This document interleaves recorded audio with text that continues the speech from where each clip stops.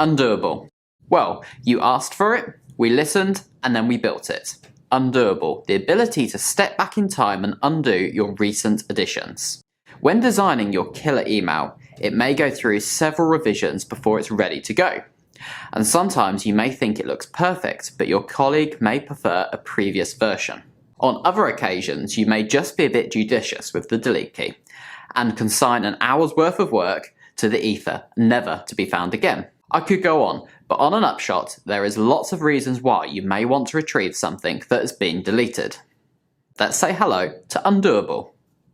Well, to quote one of our clients, Undoable is my new best friend. Undoable means you can effectively step back in time to a point where whatever it was that you deleted or changed existed. You can then click restore and this item will appear accordingly. But here at Email Blaster, we wanted to take things a bit further than recalling a deleted item.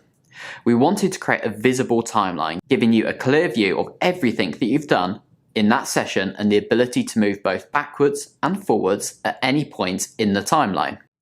Undoable is a really great tool to have at your disposal. When you're up against the clock and accidentally hit delete, or after endless amends with your colleagues you prefer an earlier version, then Undoable is your best friend. Time travel just got really easy.